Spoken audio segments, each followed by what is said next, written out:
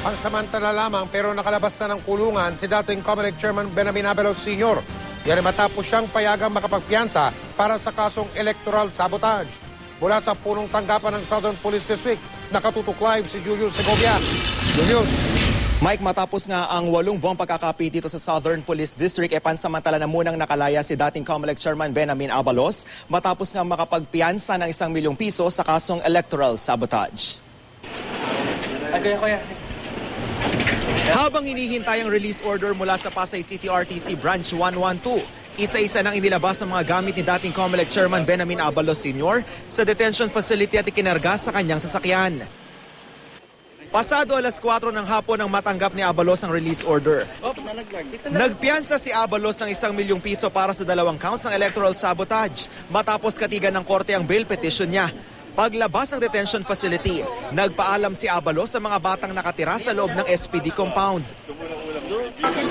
Sila ang mga taong sila ang mga taong nagbibigay sa akin ng comfort. Halika nga, Baby Jane. Kumiyak, Baby Jane. Kumiyak, Baby Jane. Pagka meron akong tiyempo, nakikipag-breakfast ako sa kanila.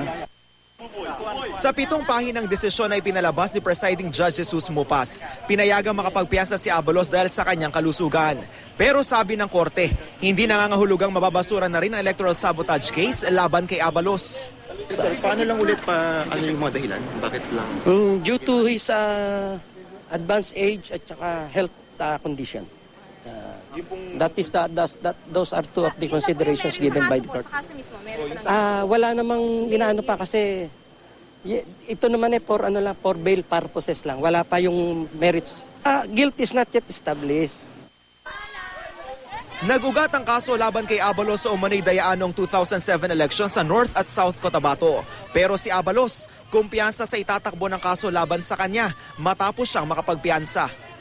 Ang capital offense only becomes bailable, number 1, kung walang ebidensya o mahinang ebidensya laban sa iyo.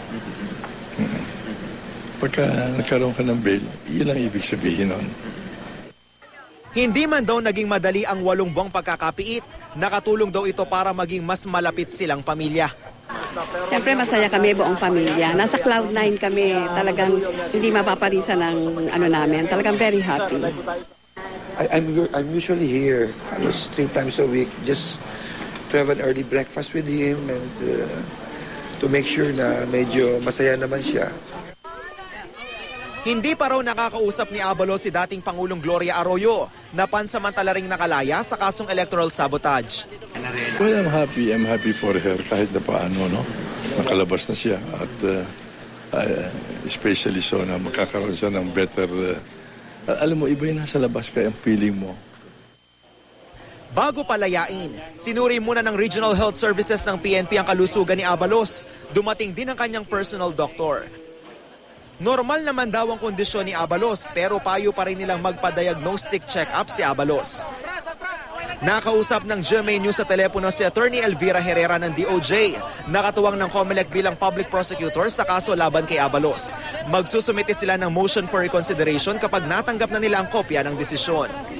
Mike, naniniwala ang COMELEC na malakas ang kaso nila laban kay Abalos kaya hindi raw nila maintindihan kung bakit ito pinayagang magpiyansa. Tinawag naman premature ng DOJ ang desisyon ng korte. Samantala, Mike, dumiretso naman ang dating COMELEC chairman sa kanilang ancestral house sa Mandaluyong City at balak daw niyang mag-golf bukas ng umaga. Yan muna ang latest mula pa rin sa SPD.